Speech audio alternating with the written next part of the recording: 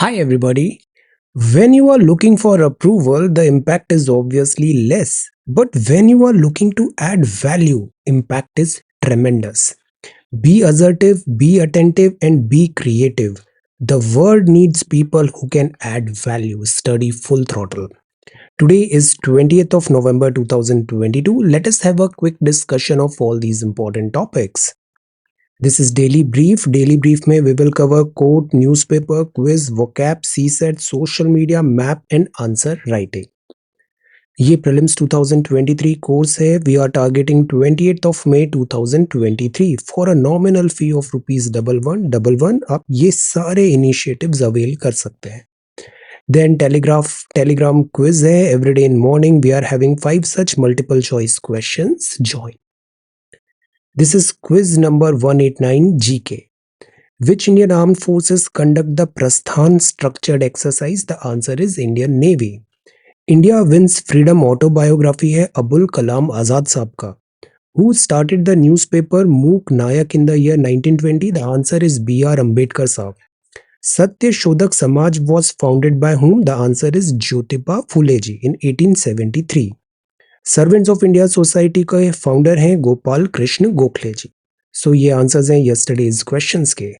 आज के सवाल हैं, who was the first Indian to be elected as the leader of the communist international?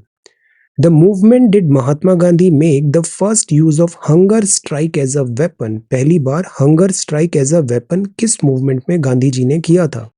The first satyagraha of Gandhiji for the cause of indigo farmers against Tin Kathia system was observed at where? The only AICC session Gandhiji presided was held at which place? Who termed Cripps' proposal as post-dated check in a crashing bank? So these are 5 questions for today. आज की vocabulary है trammel. Trammel का मतलब होता है प्रतिबंध है, restriction है, restraint है, obstacle है, barrier है. बॉर्जवा मतलब होता है वो आर्थिक वर्ग है जो मिडिल क्लास है, belonging to the class of people of middle social और इकोनॉमिक रैंक. हमने फ्रेंच रिवॉल्यूशन पढ़ा था. फ्रेंच रिवॉल्यूशन में सोसाइटी ऐसे डिवाइडेड थी. कैन यू टेल कि कौन से सेक्शंस थे जिसमें फ्रेंच सोसाइटी डिवाइडेड थी? डिस्क्रिपेंसी का मतलब होता है विसंगति, अ लैक ऑफ कंपैटिबिलिटी और सिमिलैरिटी बिटवीन टू और मोर फैक्ट्स. रिप्रेहेंसिबल है मतलब निंदनीय है, डिजर्विंग सेंश्योर और कंडमेशन. अवर्ट करना मतलब टालना, डॉज द बुलेट, प्रिवेंट और ward off an undesirable occurrence, prevent, stop और avoid. So avert, reprehensible, discrepancy, bourgeois and trammel. So these are 5 vocab words for today. If you come across any other important word, write down that word along with its meaning in the comment section down below. This is C set. कल ये 2 सवाल दिए थे, बड़े आसान सवाल थे. Let us assume girls number A है, boys number in number B है. तो ये एवरेज है. इन दोनों का हम टोटल कर दें और एवरेज मार्क्स 8.8 है. तो 9A plus 8B is equal to 8.8 times A plus B. ये पहला इक्वेशन हुआ. Similarly 8A 7B is equal to X times A plus B. बस ये 2 इक्वेशंस आ गए, 2 वेरिएबल्स हैं. Solve it, you will get the answer. ऐसा जो भी एज का सवाल होता है उसमें एक रूल बना लेते हैं हम कि हम सबसे पहले तो जेंडर आइडेंटिफाई करेंगे. जैसे यहाँ प्लस माइनस लिख दिया मेल फीमेल, और हम उसको क्विकली ऐसे एनसर्कल कर सकते हैं. फॉर एग्जांपल इस केस में फीमेल को हमने ऐसे यहाँ पे एनसर्कल कर दिया. अब जो भी लिखा हुआ है उसको आप डायग्राम में कन्वर्ट करते जाओ. एक फैमिली है, 2 जनरेशन है, मतलब एक लेयर ये हो गया, एक लेयर हो गया. बस 2 ही टीयर होंगे, 3 टीयर नहीं होगा. या तो फर्स्ट ईयर या सेकेंड ईयर. तो 2 जनरेशन है और 6 मेंबर हैं. PQRSTU, 3 मेल है, 3 फीमेल है. ये डेटा है. 2 मैरिड कपल हैं, 2 अनमैरिड सिबलिंग्स हैं. सिबलिंग्स मतलब वो same like brother sister. So this is unmarried siblings है. एक कंडीशन दिया है UP की डॉटर है. अब जहां ऐसा स्टेटमेंट मिल जाए श्योर शॉट, उसको तुरंत आप डायग्राम में लिख दो. सो दैट इज B. ये B है और इसकी नीचे वाली जनरेशन में U आएगी और UP की डॉटर है. Q is R's mother in law. मतलब Q जो है वो अपर जनरेशन की है और R है द सेकेंड जनरेशन. और जो Q है वो मदर इन लॉ है, मतलब Q भी फीमेल है. इसको भी एनसर्कल कर दो.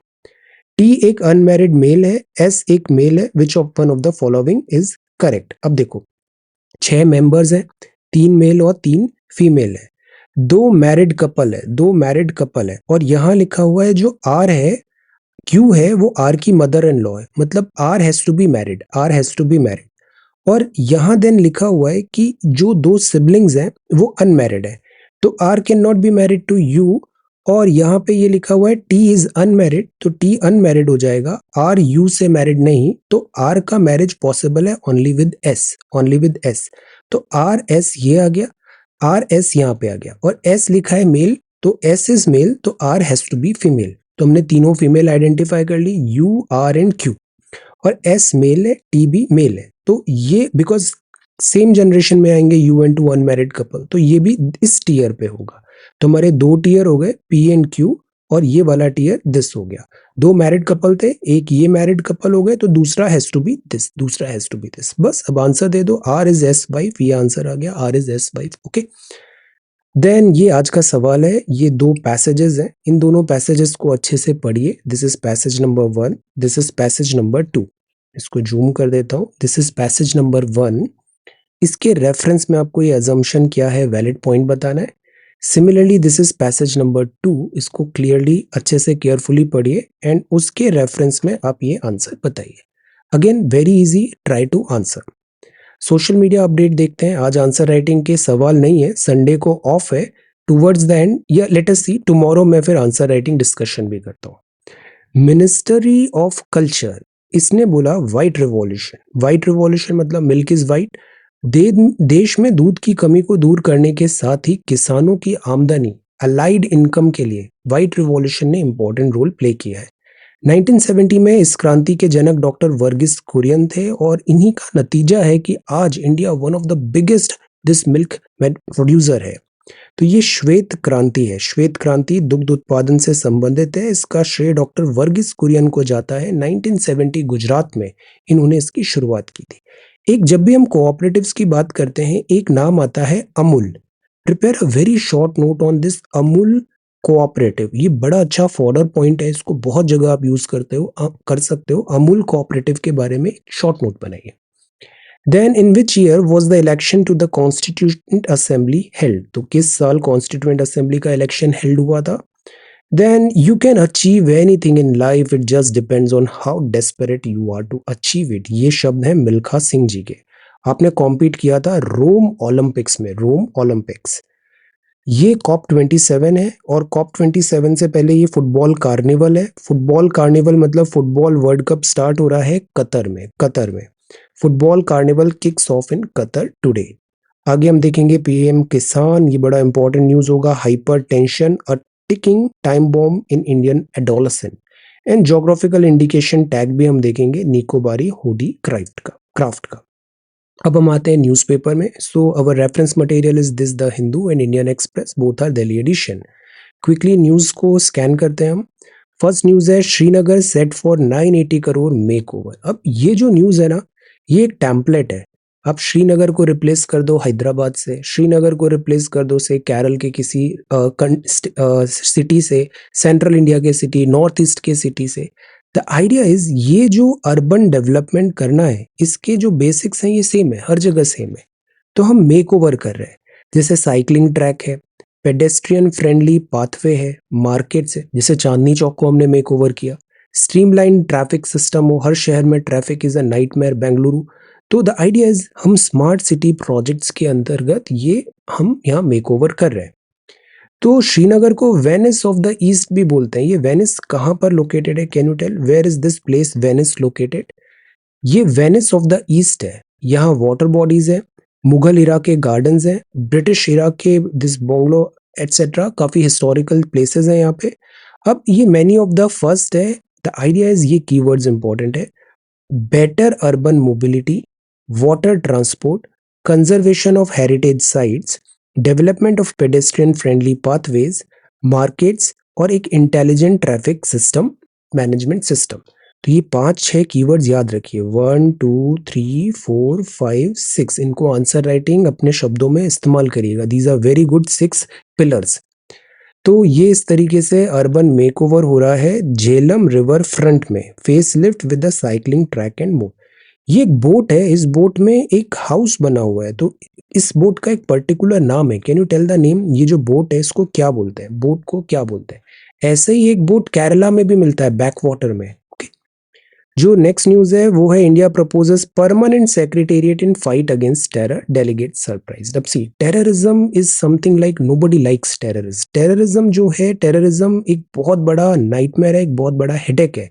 मॉडर्न डे सोसाइटी में रूल ऑफ लॉ चलता है, और ये टेररिज्म जो है, this is again a very difficult challenge. तो इंडिया का हमेशा से पॉलिसी रहा है कि स्टेट स्पॉन्सर्ड टेररिज्म को डिस्करेज करवाएं, और जितनी भी टेररिस्ट रिलेटेड एक्टिविटीज है उसको क्लैम्प डाउन करें, उसको डिस्करेज करें। India has proposed a permanent secretariat, no money for terror. अब ये कॉन्फ्रेंस हुआ, no money for terror, NMFT. एक मिनिस्टरियल कॉन्फ्रेंस थी, इसमें बहुत सारे लीडर्स आए, मिनिस्टरियल कॉन्फ्रेंस थी। द आइडिया वाज कि हम ग्लोबल फोकस रखें countering the financing of terrorism. ये टेररिज्म का जो फाइनेंस है इसको चोक कर दो, टेररिज्म अपने आप will die. So we need to choke this part. अब इसके लिए ऑलरेडी एक बॉडी है, FATF. FATF G7 initiative, Pakistan अभी ग्रे लिस्ट में था, हाल ही में ग्रे लिस्ट से बाहर आया है। So the idea is, financial action task force है, बट हम अगर इस तरीके से एनएमएफटी को भी एनकरेज करें तो ये भी एक कॉम्प्लीमेंट्री होगा। ई लिखा हुआ है मतलब सहायक होगा, कॉम्प्लीमेंट्री टू एफएटीएफ होगा। The latter is membership based while NMFT is ministerial. अब सी, एनएम जो एफएटीएफ है ये एक्सक्लूसिव है, जैसे G7 और इसमें कुछ और कंट्रीज ने इसमें अभी राइट नाउ कितने मेंबर्स हैं आंसर एफएटीएफ में। सो द आइडिया इज कि this is membership based exclusive group है, जबकि एनएमएफटी एक मिनिस्टरियल ग्रुप होगा, मिनिस्टरियल ग्रुप होगा। इसमें अलग अलग देश जो मिनिस्ट्रीज अपनी सेंड करेंगी, बेस्ट प्रैक्टिसेस डिस्कस करेंगे। आइडिया होगा टेररिज्म का जो मेनेस है उसको हटाना है। देन ये COP27 है, everybody's asset, a visitor posing for a picture during COP27। तो देखो COP26 जो हुआ, COP26 was more about pledges, जैसे पंचामृत वगैरह लिखा। COP27 जो शर्म अल शेख में हुआ Egypt, it is about implementation. तो COP27 likely to agree on fund to redress climate damage. यह एक नया टर्म यहाँ पे आया है, लॉस एंड डैमेज कंपनसेशन। तो ये डेलिब्रेशन का पार्ट है, और इसमें बात ये है कि जो आइलैंड नेशंस है, बिकॉज सबसे ज्यादा वल्नरेबल आइलैंड नेशंस है, समुद्र का लेवल बढ़ेगा ये डूब जाएंगे। और डेवलपिंग कंट्रीज भी बहुत वल्नरेबल है, because they do not have resources and population भी बहुत ज्यादा है।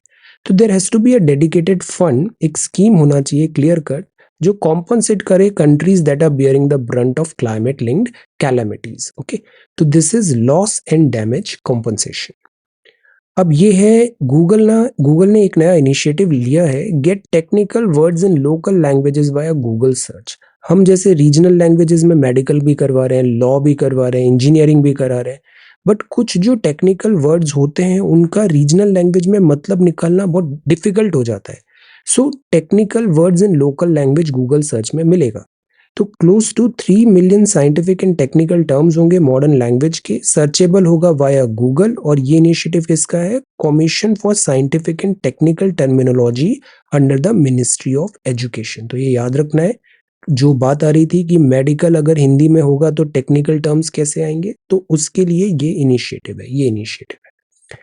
ये है अवेटिंग टैग, तो ये है होडी। होडी क्या है? एक काइंड ऑफ लाइक बोट है, ये कॉमनली ऑपरेट होती है निकोबार ग्रुप ऑफ आइलैंड में। अब निकोबार, अंडमान निकोबार से रिक्वेस्ट आया है कि हमें इसका जीआई टैगिंग चाहिए। What is GI tag? What is GI tag? Quickly 5 to 3 sentences में बताइए, व्हाट इज जीआई टैग? तो हुडी एक निकोबारी ट्राइब का ट्रेडिशनल क्राफ्ट है। ये निकोबार ग्रुप ऑफ आइलैंड में यूज होता है, और इसके लिए बड़ी टेक्निकल स्किल्स भी चाहिए जो यहाँ के इंडिजिनस लोगों ने चैंपियन कर रखा है। तो हुडी जो है ये लोकली अवेलेबल ट्री से बनती है, बोट नियर बाय आइलैंड से। डिजाइन थोड़ा डिफरेंट होता है आइलैंड टू आइलैंड, बट ये यूज होती है to transport people and goods from one island to another. Because Andaman and Nicobar पे रिमेंबर कुछ दिन पहले मैप एंड हमने एक नोट प्रिपेयर किया था। The idea was Andaman and Nicobar एक ग्रुप ऑफ आइलैंड्स है, ग्रुप ऑफ आइलैंड्स है, और आइलैंड्स के बीच में ट्रांसपोर्टेशन में ट्रेडिशनली इसको यूज किया जाता है। तो इससे कोकोनट, फिशिंग, रेसिंग पर्पसेस के लिए ये यूज होता है, और this is like their craft, so they want a GI tag for this Nicobari hodi. Similarly ये विनिंग मोमेंट है, ये है Mahadevi Kadu this is boat club race 11th round champion का कल्लड़ा इन कोलम। तो कोलम केरला में ऐसी स्नेक रेस होती है, ऐसी लंबी लंबी बोट्स होती है और कंपटीशन होता है। This is snake race. Then population बढ़ा है रॉयल बंगाल टाइगर का आंध्रा में। तो आंध्रा के ये दो टाइगर रिजर्व हैं, प्रीलिम्स में भी आया था, नागार्जुन सागर श्रीसैलम टाइगर रिजर्व और पापीकोंडा नेशनल पार्क। यहाँ पॉपुलेशन बढ़ा है रॉयल बंगाल टाइगर का। इसके अलावा black buck, leopard, porcupine, Indian gaur, sloth bear, spotted deer and other animals का भी पॉपुलेशन बढ़ा है, so which is a good thing. Then this is INCOIS keeps watch on Barren Island volcano. तो सी, बैरन Island volcano जो है ये important है। Barren Island volcano, why it is important? Because यहाँ टाइम टू टाइम यहाँ पर दिस वॉल्केनिक इरप्शंस देखने को मिले हैं। तो इनकॉइस वॉल्केनिक इरप्शन होता है तो इनकॉइस वर्क करता है वहां पर से सुनामी नहीं आ जाए, सुनामी नहीं आ जाए। सो दैट इज वाई यहाँ पर अभी ये वर्क करने का बात है। Where is this news? See this Australia, yes see. अब ये है INCOIS keeps watch on Barren Island volcano. तो सी, तो दो वॉल्केनो है बैरन आइलैंड के अंडमान एंड निकोबार में, इनको मॉनिटर किया जा रहा है। तो मॉनिटरिंग ये है कि यहाँ पर वॉल्केनिक एक्टिविटी हो सकती है या नहीं हो सकती है, और अगर वॉल्केनिक एक्टिविटी होगी तो अर्थक्वेक आएगा, अर्थक्वेक आएगा तो एक सुनामी जनरेट होगी।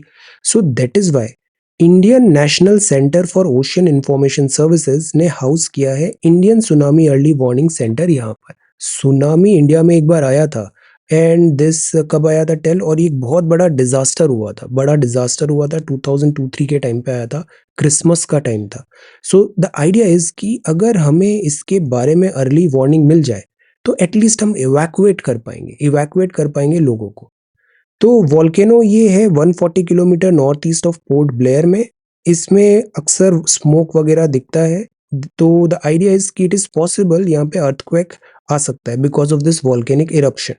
एंड बिकॉज सुनामी कैसे आता है? सुनामी ऐसा आता है कि जो सी है, सी बेड में कोई एक्टिविटी हुआ तो ट्रेमर्स डेवलप होते हैं। जैसे ग्लास में पानी है, जोर से अगर उसको जर्क लगेगा तो पानी में वेव्स जनरेट होने लग जाएगी। Similar type of waves generate होती है। ये बिकॉज ऑफ अर्थक्वेक हो सकता है, लैंडस्लाइड हो सकता है, एंथ्रोपोजेनिक भी हो सकता है। ये वेव्स जैसे ट्रेवल करती है और शोर की तरफ पहुंचती है तो ये गाइगेंटिक हो जाती है and they cause this tsunami. तो the idea is we need to like early warning system यहाँ पर होना चाहिए। तो दैट इज वाई यहाँ पर टाइड गेज लगा रखा है ताकि अंडर वाटर मूवमेंट को हम जनरेट करें, क्विकली इंफॉर्मेशन डिसैमिनेट हो। देन सुनामी जो ट्रिगर होती है वो landslide, volcanic eruption, any region, किसी भी रीजन के कारण ट्रेमर्स आए और एक दिस मूवमेंट हुआ वाटर का और वेव्स जनरेट हुई। ये वेव्स जब ट्रैवल करती है तो जब वो शैलो कोस्टल लैंड पे आती है तो ये ह्यूज गाइगेंटिक इन साइज हो जाती है। रिक्टर स्केल यहाँ पे दिया हुआ है, अगर इससे ज्यादा आता है तो वो काफी डिफिकल्ट है। इंडिया की वेस्ट कोस्ट में Arabian sea, it could emerge from Makran region Gujarat में। तो द आइडिया इज कि India because 7500 plus coastal line है हमारा, including mainland and island. So हमें सुनामी अवेयरनेस बहुत जरूरी है। मेजोरिटी ऑफ पॉपुलेशन भी हमारा कोस्टल एरियाज में है, तो tsunami this early warning is required. So that is why यहाँ एनडीएमए एक्टिव हो गया है और एनडीएमए ने दिस बैरन आइलैंड वॉल्केनो में ये एक्शन लिया है। सिमिलरली अरुण गोयल साहब अपॉइंटेड इलेक्शन कमिश्नर। तो आप मिस्टर अरुण गोयल हैं, आप फॉर्मर सेक्रेटरी रहे हैं मिनिस्ट्री ऑफ हेवी इंडस्ट्रीज, और प्रेसिडेंट साहब ने अपॉइंट किया है श्री अरुण गोयल जी को IAS retired election commission in the election commission with effect from date. तो दिस इज इलेक्शन कमिश्नर। कितने इलेक्शन कमिश्नर होते हैं टेल, और इलेक्शन कमिश्नर चीफ कितना होता है टेल, सीईसी एंड ईसी। तो द पर्पज इज जो ईसी है ये एक मल्टी मेंबर बॉडी बन गया। क्या ये शुरू से ऐसी था? Throw some light. Australia India trade pact है for quick ratification, Australian minister ने कहा। दो iconic battle and massive infrastructure upgrade. अभी सबसे बड़ा जो चैलेंज है हमारे पास वो है हमारी बॉर्डर्स में, वो हमारी बॉर्डर्स में है China. Pakistan is not that bigger a threat जितना चाइना है, China is a threat. Two iconic battles and a massive infrastructure upgrade. China में शी जिनपिंग पॉलिसी में जिस तरीके से इस पूरे इंडिया इंडो चाइनीज बॉर्डर पे मास स्केल में यहाँ पर अपग्रेड किया जा रहा है और परमानेंट बंकर्स बनाए जा रहे हैं, ये एक बहुत बड़ा कॉज ऑफ वरी है। तो दैट इज़ व्हाई इंडिया को यहाँ पर प्रिपेयर होना चाहिए। 1962 का तो वॉर है और उसमें ये जो वॉर की 2 इम्पोर्टेंट बैटल्स हुई थी, जैसे बैटल ऑफ वेलोंग और रेजांगला। इससे हम इसको कोमेमोरेट करते हुए, इससे इंस्पिरेशन लेते हुए हम यहाँ पर ऑनर करते हुए यहाँ हम construction of roads, tunnels, caverns, underground ammunition stores हम अपग्रेड कर रहे हैं इंफ्रास्ट्रक्चर। टनल्स हमने डिग किया है 2.5 किलोमीटर सेला टनल। सेला टनल है तवांग में, altitude of 13,000 feet. Actually warfare का सबसे बड़ा जो चैलेंज होता है वो ये एल्टीट्यूड होता है। एल्टीट्यूड इस एल्टीट्यूड पे परफॉर्म करना वैसे ही बहुत डिफिकल्ट हो जाता है और फिर इन टफ कंडीशंस में वॉरफेयर अलर्ट आपको यहाँ 100% देना है, ये एक बहुत बड़ा चैलेंज होता है। इंफ्रास्ट्रक्चर यहाँ पे स्ट्रॉन्ग जिस जिस फौज के पास रहता है उसको एडवांटेज होता है। सो दैट इज वाई हमें यहाँ पे अपना इंफ्रा डेवलप करना है। तो all of this LAC line of actual control में हम मैसिव इंफ्रास्ट्रक्चर एंड कंसोलिडेशन की बात कर रहे हैं। इसके लिए बॉर्डर रोड ऑर्गेनाइजेशन है, इसने प्रोक्योरमेंट किया है और जो असिमेट्री है with respect to China infrastructure के कॉन्टेक्स्ट में, इसको हम पैचअप करने की कोशिश कर रहे हैं। तो एंटायर मैकमोहन लाइन पे ये हम इन्वेस्टमेंट कर रहे हैं। बैटल ऑफ वेलोंग हुआ था, Indian army halted the advancing of PLA's soldier for 27 days और commit their reserve division from Tawang to Walong. तो आउटस्टैंडिंग ब्रेवरी यहाँ पर दिखाया था। लिमिटेड रिसोर्सेज, लिमिटेड अम्यूनिशन से हमने एक बहुत ब्रेव यहाँ पे फाइट प्रेजेंट किया था। तो ये बैटल ऑफ वेलोंग था। सिमिलरली बैटल ऑफ रेजांगला हुआ था। 13 कुमाऊं रेजिमेंट ने डिफीट किया था several waves of this PLA Chinese. ये बैटल 18,000 फीट में हुआ था और major Shaitan Singh 114 troops of this Charlie company 13 Kumaon fought till last bullet and last breath. Extraordinary. Major Shaitan Singh was posthumously awarded the Paramveer Chakra, country's highest wartime gallantry award. तो this is there lesson सीखते हुए हम यहाँ पे infrastructure develop कर रहे हैं in case of potential face of with this PLA. So this is this news, and Pratham gets Indira Gandhi Prize for its work in education, works in education. तो Indira Gandhi prize है for piece, डिसआर्मामेंट and development. तो 2021 का ये data दिया है प्रथम NGO को field of education में, ensuring quality education for children of the country particularly during the pandemic। तो एजुकेशन के मामले में बहुत अच्छा वर्क किया, तो यहाँ भी ये प्राइज मिला। मेकिंग स्कूल एजुकेशन मीनिंगफुल हो, रोट लर्निंग नहीं कि हमने रट लिया बस दैट्स ऑल, नो, उसको एजुकेशन आपकी पर्सनालिटी भी डेवलप करना चाहिए। एक नई थिंकिंग लाएं, पेडागॉगी लाएं और इक्विटेबली हम हर किसी को अपना बेस्ट पोटेंशियल अचीव करने में स्टूडेंट को हेल्प करें। इवैल्यूएशन प्रॉपर होना चाहिए, लर्निंग आउटकम्स इंप्रूव करें। So this is Pratham Gates Indira Gandhi prize for its work in education. US scientist ने एक नया ओरल ड्रग फाइंड किया है जिससे कोलेस्ट्रॉल कम हो सकता है। एक और न्यूज साइंस एंड टेक में ही है, वो है hypertension. It is a ticking time bomb in Indian adolescency. ये जो ब्लड प्रेशर रिलेटेड चीजें होती थी अक्सर ये एल्डरली पीपल में आता था, बट आज की डेट में इवन से टीनेजर्स 20s 30s में भी एक बहुत बड़ा एक हेडेक बन गया है। हाई ब्लड प्रेशर हो रहा है 3 से 4 साल के बच्चों में भी। तो दिस इज अगेन जो स्टडी में फाइंड किया है, this is cause of worry. सबसे बड़ा रीजन जो है इसका वो ये है लाइफस्टाइल। जिस तरीके से अभी हम एनकरेज करते हैं, या फिर कल जैसे मैंने आपको दिस फाइनेंस इन्फ्लुएंसर्स के बारे में बताया था, हम ऐसा इमेज बनाते हैं कि जंक फूड खा रहे हैं तो this is wow, junk food is wow. या फिर हम जो हाई कार्ब है, हाई दिस कोलेस्ट्रॉल है, हाई फैट्स एंड दिस, ये हम इस तरीके से प्रेजेंट कर रहे हैं कि ये जो फास्ट फूड है, फास्ट फूड इज लाइफ। जबकि इंडियन वे ऑफ जो हेल्दी डाइटरी पैटर्न रहा है वो हमेशा लाइक हम फाइबर लेते हैं या फिर हम होल फूड, होल ग्रेन्स खाते हैं, but now we are switching to this. और ये ना सिटीज में ही नहीं, गांव में भी बहुत हो गया है इनका। तो द आइडिया इज कि जिस तरीके से हम एक्सपोज हो रहे हैं दिस फास्ट फूड कल्चर में, ये हमारी हेल्थ पे एक बहुत बड़ा टोल ले रहा है। और दूसरी बात आ रही है सेडेंटरी लाइफस्टाइल की। मोबाइल यूजेज इतना हो गया है, फिजिकल एक्टिविटी ना के बराबर है, there is no physical activity. So ये रीजंस है।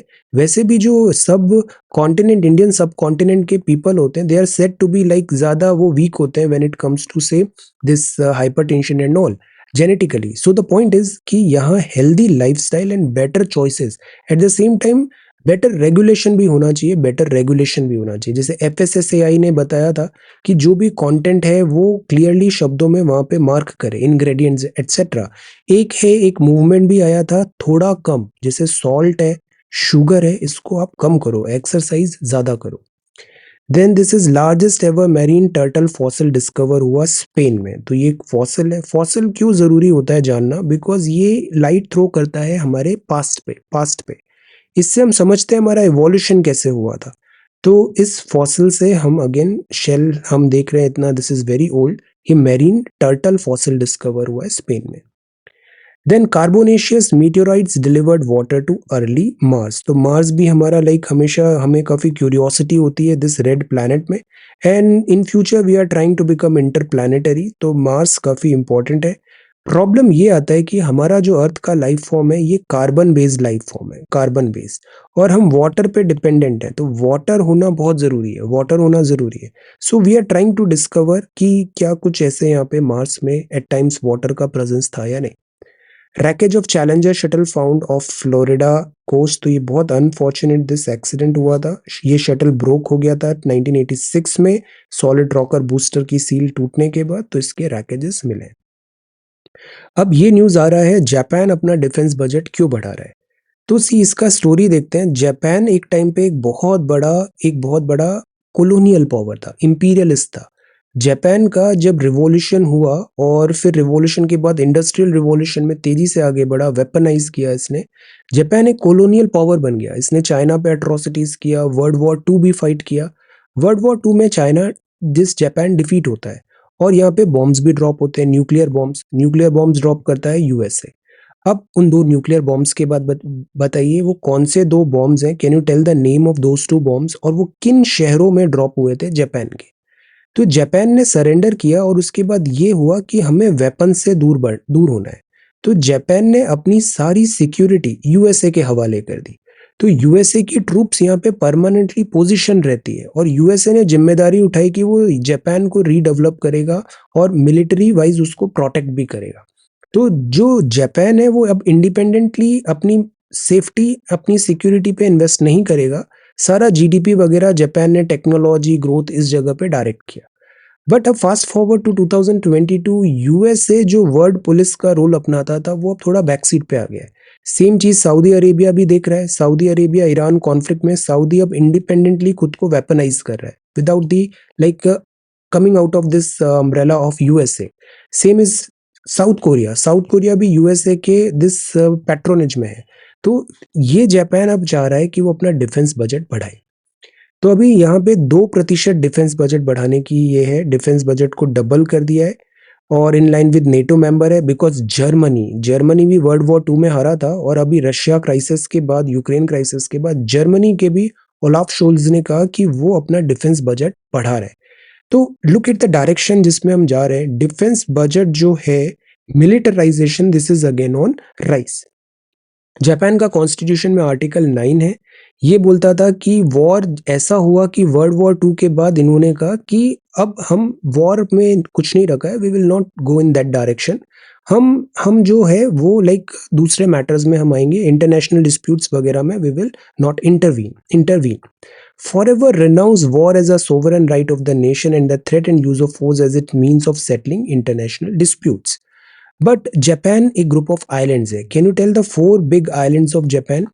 यहाँ के कॉन्स्टिट्यूशन ने यूएस फोर्सेस को जापान की सॉइल पे अलाउ किया कि जो भी हमारी सेफ्टी सिक्योरिटी है वो यूएसए करेगा। तो जापान की कोई रेगुलर आर्मी भी नहीं है, केवल सेल्फ डिफेंस फोर्स है वहां पे। और इतने ज्यादा इनके पास जो डिफेंस के इक्विपमेंट्स है वो नहीं है। मेजोरिटी यूएस ही यहाँ पे सारा संभालता है। बट जब शिंजो आबे आए तो शिंजो आबे से जापान में भी ट्रांजिशन स्टार्ट हुआ। जापान ने muscular nationalist foreign security policies अपनाना चालू किया, और इसका एग्जांपल क्वाड भी है। और प्लस जापान और चाइना में ट्रेडिशनली काफी हॉस्टिलिटीज रही है, और चाइना जिस तरीके से मिलिटराइज कर रहा है अंडर शी जिनपिंग, तो जापान इनसिक्योर फील कर रहा है, और जापान अब यहाँ पे फिर से मिलिटराइज करने की बात कर रहा है। यहाँ की जो पार्लियामेंट है वो डाइट है, उसने नए लेजिस्लेशन दिए, और अभी under prime minister Fumio Kishida भी कहा कि R&D बढ़ाओ, वेपन्स और दिस मिलिट्री सेफ्टी सिक्योरिटी हमारा अब प्रायोरिटी रहेगा। तो ट्रिगर किसने किया इसे? चाइना ने ट्रिगर किया। और एक नॉर्थ कोरिया भी है। नॉर्थ कोरिया अक्सर मिसाइल्स फायर करता है, जापान में थ्रेट आता है। तो जापान कोरियन पेनिनसुला का जो फाइट है सेकेंड वर्ल्ड वॉर के बाद, जो डीमिलिटराइज की बात थी, वापस अब डिफेंस को प्रायोरिटी पे ले रहा है।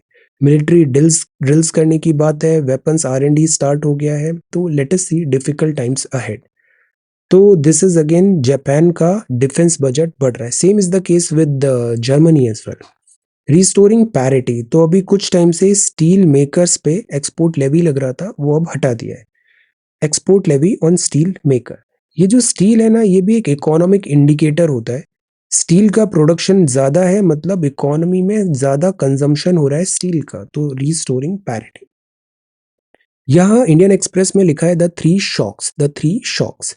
मार्च 2020 के बाद तीन मेजर शॉक आए हैं: कोविड-19 पैंडेमिक, वॉर इन यूरोप और टाइटनिंग ऑफ मॉनेटरी पॉलिसी। तो पहला है पैंडेमिक, दूसरा यूरोप में वॉर और टाइटनिंग मॉनेटरी पॉलिसी। और इससे पूरे वर्ल्ड में कोहराम मच रहा है और इकोनॉमिक डिफिकल्टीज आ रही है। यूएसए में रिसेशनरी टेंडेंसी आ रही है, मास ले ऑफ हो रहा है। ये जो फार्म कंपनीज होती हैं, they are like huge lay off हो रहा है, अभी ह्यूज ले ऑफ हो रहा है ऑल दीज टेक्निकल कंपनीज में। सो इससे इन्फ्लेशन भी बढ़ रहा है, बिकॉज शॉर्टेज हो रहा है सप्लाई का, शॉर्टेज हो रहा है because of this war and logistics challenges. तो इसलिए इंडिया में भी इन्फ्लेशन की टेंडेंसी बढ़ी है। Worsening global food energy security, अब this is also related to these three events. जो फूड सिक्योरिटी है वो भी डिफिकल्ट हुआ है। वर्ल्ड अब ग्लोबलाइजेशन से डी ग्लोबलाइजेशन टेंडेंसीज भी दिखाया है। सप्लाई चेन एक बहुत बड़ा इशू रहा है। और मल्टीनेशनल इंस्टीट्यूशंस हैं, ये अब kind of like silent Spectator type कहा गया इन्हें, टूथलेस हो गए हैं, ये कोऑर्डिनेट नहीं कर पा रहे हैं ग्लोबल प्रॉब्लम्स को। तो this is versioning global food energy security, this is also one theme. ये जो आर्टिकल है, this is what is India's future strategy on emission. Emission में इंडिया की फ्यूचर स्ट्रैटेजी क्या है? तो सी, इंडिया की जो फ्यूचर स्ट्रैटेजी है वो बड़ी सिंपल है। अभी COP26 में जो हमने पंचामृत बोला, हम उसको इम्प्लीमेंट करने की कोशिश करेंगे। तो जो COP26 था वो एक प्लेज टाइप था, और COP27 में उसकी इम्प्लीमेंटेशन की बात की। COP27 शर्म अल शेख इजिप्ट में अभी हुआ। इंडिया ने कमिट क्या किया? कमिट इंडिया का सेम है कि 2070 तक हमें कार्बन न्यूट्रल बनना है। ग्लोबल टेम्परेचर राइज हो रहा है, this is a fact, but we will try कि ये 2 डिग्री से ज्यादा राइज नहीं हो। प्री इंडस्ट्री इरा में जो टेम्परेचर सपोज रहता था 25 डिग्री सेंटीग्रेड, तो 2100 आते आते ये 27 डिग्री सेंटीग्रेड से कम ही रहे। तो वी आर ट्राइंग कि प्री इंडस्ट्रियल इरा का जो टेम्परेचर है उससे मैक्सिमम 2 डिग्री और आइडियली 1.5 डिग्री तक ही टेम्परेचर राइज हो वर्ल्ड का। और इसमें हम बात भी कर रहे हैं, तो ये डेडलाइन हमने 2070 भी कर दिया है net zero, because most of the global warming होती है ग्रीन हाउस गैसेस से, मतलब दिस कार्बन एमिशन। तो 100 पेज का डॉक्यूमेंट हमने लिखा। हम एनर्जी ट्रांजिशन करेंगे, न्यूक्लियर पावर, हाइड्रोजन अब बहुत ज़्यादा पॉपुलर होने वाला है। हम कार्बन न्यूट्रल इकोनॉमी बनेंगे। हमारे एनवायरमेंट मिनिस्टर साहब ने भी यहाँ पे पार्टिसिपेट कहा और कहा, the journeys to net zero is a 5 decade long one. India's vision is therefore evolutionary and flexible. हम ट्रांजिशन करेंगे, नी जर्क रिएक्शन नहीं होगा। अकोमोडेट करेंगे new technology development in the global economy and international cooperation में। तो हमारा plan है कि हम इलेक्ट्रिक व्हीकल्स को बढ़ाने वाले हैं। अभी इलेक्ट्रिक व्हीकल्स बहुत सारे आने वाले हैं 2025 तक। एथेनॉल ब्लेंडिंग हम बढ़ाएंगे पेट्रोल में, बायोफ्यूल एग्जिस्टिंग 10% से 20%। स्ट्रॉन्ग शिफ्ट होगा of passenger and freight vehicles to public transport because cheaper होता है और लेस पॉल्यूटिंग होता है। हम फोकस करेंगे energy efficiency by the performance achieve and trade scheme. अगर ज़्यादा एनर्जी एफिशिएंट हो तो आपको इंसेंटिवाइज किया जाएगा। नेशनल हाइड्रोजन मिशन आएगा, इलेक्ट्रिफिकेशन बढ़ेगा, मटेरियल एफिशिएंसी बढ़ेगी, रिसाइकलिंग पे एम्फेसिस होगा। तो वी विल ट्राई कि जैसे इंडस्ट्रीज हैं aluminium, fertiliser, iron and steel, ये कार्बन इंटेंसिव है, यहाँ भी एमिशन को कट किया जाए। तो ये स्कीम के थ्रू हम यहाँ पे बढ़ेंगे, कार्बन एमिशन कम करना है। अब एक बात आती है, एक था एनडीसी, नेशनली डिटरमाइंड कंट्रीब्यूशन, जो रिमेंबर पेरिस अग्रीमेंट के बाद इंडिया ने कमिट किया था। तो एनडीसीज में हम हमारा क्लाइमेट अग्रीमेंट्स को फुलफिल करेंगे। 1.5 से 2 डिग्री मैक्सिमम टेम्परेचर राइज होना चाहिए, इससे ज़्यादा नहीं। तो एनडीसी के हम कंटिन्यू करेंगे। बट ये जो लो कार्बन स्ट्रैटेजी कहा हमने कि हम लाइक क्लीन एनर्जी की तरफ जा रहे हैं, hydrogen electrification, they are not like NDC. NDC तो एक कॉन्क्रीट टारगेट्स है, बट ये जो लो कार्बन स्ट्रेटेजी है ये क्वालिटेटिव है, ये पाथवे बताता है, अप्रोच बता रहा है। तो NDC is the target numbers, but this low carbon strategy जो COP27 में हमने बोला, this is the approach qualitative है ये। अब स्टिकिंग पॉइंट वही है, स्टिकिंग पॉइंट है फाइनेंस का। सबसे बड़ी प्रॉब्लम होती है ये 100 बिलियन का प्रॉमिस 2009 से किया अभी तक फुलफिल नहीं हुआ। Now there is a demand that developed countries must come up with a new target, negotiation, new collective quantified goal हो, ट्रिलियंस ऑफ डॉलर्स यहाँ पे लगेंगे, R&D होना चाहिए, ये सब बातें। हमें एक ही वर्ड याद रखना है, कॉमन बट डिफरेंशिएटेड रिस्पॉन्सिबिलिटी होना चाहिए। Okay, then this is towering 20। तो यहाँ जो आर्टिकल है वो है अबाउट एलिफेंट्स। एलिफेंट्स बहुत ब्यूटीफुल मैग्निफिशेंट दिस एनिमल होता है। एलिफेंट्स का यहाँ पे कैंप लगता है टुंगा रिवर शिवामोगा इन कर्नाटका में। तो यहाँ पे एलिफेंट का कैंप लगा हुआ है और यहाँ पर है Shettihalli wildlife sanctuary. Wild elephants captive pachyderms बोलते हैं बिकॉज स्किन ऑफ एलिफेंट। तो इनको यहाँ पे लाया जाता है, ट्रेन किया जाता है और यहाँ पे वेरियस एक्टिविटीज होता है, केयर टेकिंग होता है। यहाँ पे जेनु कुरुबा ट्राइब है वो इनका ख्याल रखती है, ये वहाँ पे महावत का काम करते हैं।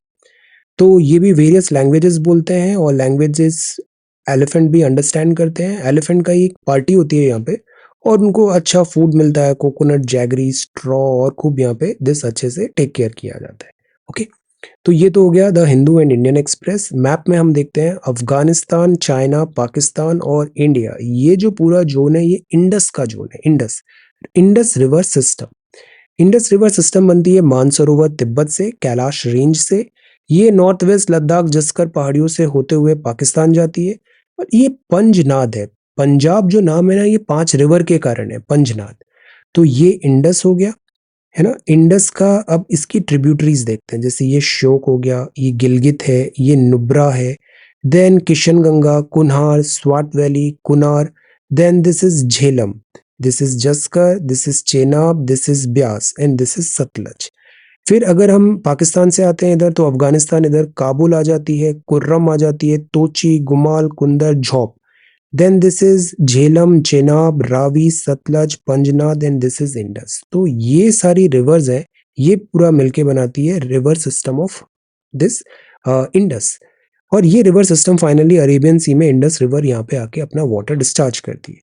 तो राइट बैंक ट्रिब्यूटरी क्या हुआ, जैसे रिवर ऐसे जा रही है तो जो राइट से आएगा वो राइट बैंक, जो लेफ्ट से आएगा वो left bank. Direction of river पे खड़े होके आप देख सकते हैं। श्योक, गिलगित, हुंजा, नुब्रा, काबुल, खुर्रम, टोची, गोमल, संगर और खुरान, ये राइट बैंक है।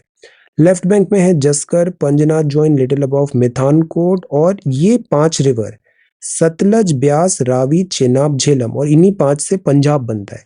तो ये 5 रिवर लेफ्ट बैंक है। ओके, तो this is the map Indus valley. ये आंसर राइटिंग डिस्कशन करना था। सम ऑफ यू आर सेइंग एक दिन का टाइम और चाहिए, mangroves and G20, so let us discuss it tomorrow. फिर हमारा 18th भी डिस्कशन होगा, आज ऑफ है, आप अच्छे से इसको प्रिपेयर कर लेना। So thank you so much for watching this video, take care, study well and be safe.